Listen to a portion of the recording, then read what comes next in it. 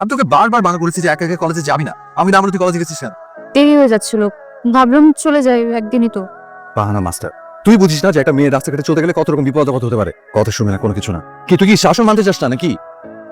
বুঝলি বারবার নিচের দিকে তাকাচ্ছিস, কথার মধ্যে কোনো মনোযোগ নাই। নিচে কি কে? প্রান্ত এসেছে নোটস নিয়ে। ওয়ালাইকুম আসসালাম। কি নিয়ে আসছো? নট ভাইয়া, ভুল কপি দিয়ে দিল। তুমি কি বলবা? কতগুলো রাখছি ভাইয়া। এত জনদরদি ছাত্র তো আমি জীবনে কোনোদিন দেখি নাই। আজ ঠিক আছে, যাও শুয়ে। প্রতিদিন কেন একটা বুড়ো রিক্সাওয়ালা আমার জন্য দাঁড় করে রাখো? ইয়াং একটা রিক্সাওয়ালা নিয়ে আসবো, বারবার পেছন ফিরে তাকাবে। হোন্ডাতে বসে প্রতিদিন আমার পিছনে পিছনে যে তুমি যাও, আমার বান্ধবী এসে খারাপ কথা বলে। কি বলে? ওরা ভাবে তুমি খুব বড়সড় একটা টিচার। এখন যাও, তোমার কলেজে লেট হয়ে যাচ্ছে।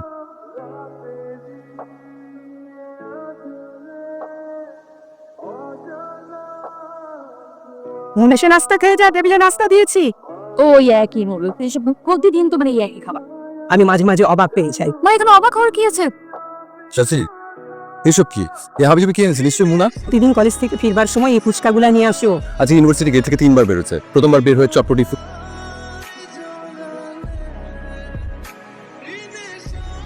দ্বিতীয়বার বের হয়ে আইসক্রিম, তারপরে ঝালমুড়ি। এসব খেলে ঘরে রান্না করার দরকার কি?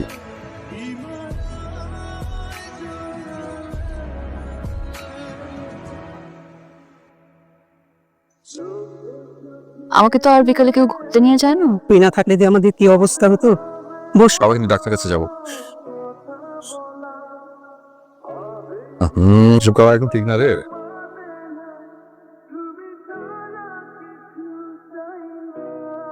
শোন, থ্যাংক ইউ। আচ্ছা, একটা বড় গেট থেকে বের হোস নি। আমি না জানি তুমি সারাদিন দাঁড়িয়ে দাঁড়িয়ে দেখো। আমি বেবি আমার ফ্রেন্ডকে বলে ভিতরে নিয়ে গিয়ে খেয়ে ফেলেছি। আচ্ছা মা, তোমাকে একটা কথা বলো, বাবা মা ভাই বোন এদের বাইরেও যদি কেউ কেয়ার নেয়, তার সেটাকে কি বলে? ভালোবাসা বলে। তুই আবার কারো প্রেমে পড়েছিস নাকি? মা, প্রেমে তো আমি পড়ে গেছি, কিন্তু ফুচকার। ফুচকা ছাড়া কারো সাথে না মা। আমরা কিন্তু হ্যাপি ফ্যামিলি, যারা অলওয়েজ হ্যাপি মুডে থাকে। দুঃখ কষ্ট দারিদ্র যাই আসুক না কেন, সব সময় মুখে হাসি লেগেই থাকে। হঠাৎ এসব কথা কেন বলছো? এই যে আমাদের বুয়া, কি অখাদ্য কুখাদ্য, কিন্তু আমরা এটাকে অমৃত মনে করে খাই। হ্যাপি ফ্যামিলি না? এই রান্না আর মানা যাচ্ছে না, সহ্য করতে পারছি না। দিন দিন খাওয়ার মান যে লেভেলে কমছে, নতুন বউ খুঁজে তো আরেকটা ঝামেলা, তাই না? টেম্পোরারি বুয়া না খুঁজে পার্মানেন্ট পিয়ায় না। বাবা, তুমি কিন্তু এখন আমাকে অপমান করলে। হবু বউকে তুমি বুয়ার সাথে তুলনা করছো। জীবনে কোনদিন আমার জন্য একটা ভালো বউ বের করতে পারবে?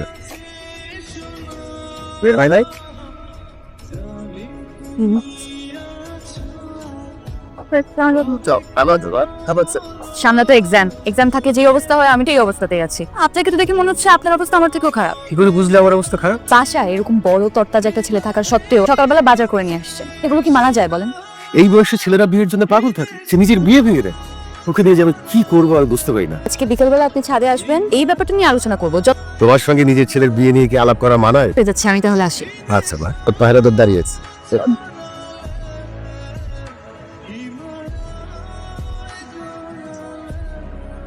কি হয়েছে? নামটা গিয়ে 5 লাখ টাকা বিষয়। আমি একদিন রিক্সা যাবো। তো কি বাইক চালাতে পারো? বাইক নিতে চালু চাচা। কি হচ্ছে ওর এখন? তুই খেয়েছিস কিছু? না, খাইনি। বাবা তো ও কি ঘুমাচ্ছে নাকি? আচ্ছা চল থেকে দেখে আসছি। ঘুমিয়েছে। তুই ওষুধটা এই না? আসছে। ঝাঁকি আসছিল। মনে হচ্ছে কোনো মেয়ের সাথে কখনো বসেনি। আজকে ক্লাস না হলে খুব ভালো হতো। এই ভাঙ্গা পানিয়ে ক্লাস করার কাছে কি টাফ। এই কালকে রাতে তুই ওকে দেখতে এসেছিলি না? ওষুধ পকেটে থেকে গিয়েছিল, ওটা দিদি। একটা পকেটে কিভাবে রয়ে গেল? বাহান্ন। এই রং দেখো বাসার। কেউ রাস্তা ঘটনা বলো কি? ওই যে মুনা নাকি অ্যাক্সিডেন্ট করছে। খোঁজ খবর নিতে আসছো, কেমন আছে? দেখো এখানে কি লেখা, রিপোর্ট দেখাই। এই তাকাও, এদিকে তাকাও, দেখছো? এবার বুঝছো কেমন আছে? ভাইয়া সরাসরি দেখা করলে ভালো হতো না? এত রাতের বেলা একটা মেয়ে বেটিমে যাওয়া কেমন দেখায় না? আরেকদিন আসবো, এসে দেখে যাও। যাও। ওয়ালাইকুম আসসালাম।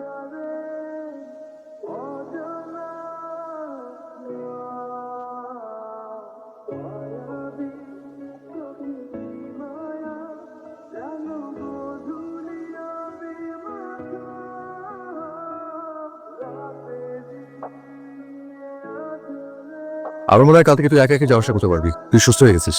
তোর কেয়ার নেওয়ার ব্যাপারে তো আমি পারফেক্ট কেউ না। এই কথা কেন বলছো? তুমি অনেক কেয়ার নাও, 1 মিনিটের জন্য চোখে আলো হতে দাও না। তা থেকে আদৌ কোনো লাভ হচ্ছে? এক ছেলে এসে তোকে ফুল দিয়ে যাচ্ছে, তুই যখন লুকিয়ে লুকিয়ে তোর মনে ইচ্ছে পূরণ করবি তখন আমার গার্ড দিয়ে কি লাভ? এই কথা? আর ফুলগুলো আমি ওকে বলেছিলাম একজনকে দিব বলে। তার মানে তোর ফুল দেওয়ার কেউ একজন আছে? হ্যাঁ তা আছে। তাহলে কি আর, তার মানে তো আমি পুরোই ব্যর্থ। রাখেন, থামান।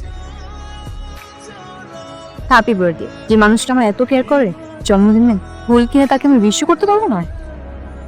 বাই। কেমন আছিস? এই তো। আমাকে ফোন করলি আর কেউ তো উঠেও না ঘুম থেকে, কেউ জানি না যে তুই আসবি। তোদের এক্সপ্রেশন দেখার জন্য কাউকে কিছু না বলে চলে এসেছি। আর একটা ডিসিশনও নিয়েছি, মোনার বিয়ে। খুবই ভালো একটা ছেলে পেয়েছে, তাই কোনো কালবিলম্ব না করে জলদি চলে আসলাম। চল যে, তোর সাথে অনেক কথা আছে। ছেলেটা খুবই ভালো, আমেরিকাতে থাকে। ও খুবই ভালো একটা মানুষ। কিছুদিন আগে ঢাকায় এসছে, যদি শুভ কাজটা সেরে ফেলা যায়। কিন্তু মুনাকে বললে মুনা কিভাবে নেবে? ভালো ছেলে তো আর সবসময় পাওয়া যায় না। ঠিক আছে, দেখি কি করা যায়। আজকে আমি একা কলেজে দিয়েছি, কেউ আমাকে দিয়ে আসেন। সব সম্পর্কে একটা লিঙ্ক কেউ একজন একটা গাছ লাগান, পরিচর্যা করুন, অনেক মায়া জন্মান। তারপর কেউ একদিন হঠাৎ করে সে কাঠ কেটে নিয়ে যাওয়ার চেষ্টা করে, সে বাধা দেবে না? একজন মালির দায়িত্ব শুধুমাত্র ওই গাছ পরিচর্যা পর্যন্তই, কোনোদিন মালিকানা দাবি করতে পারে না। আমার পছন্দ কি কোনো মূল্য নেই? তোর ফ্যামিলি তোর জন্য বেস্ট কিছুই করবে। আমি না আসলে বুঝতে পারছি না তোমার মনের মধ্যে কি চলছে।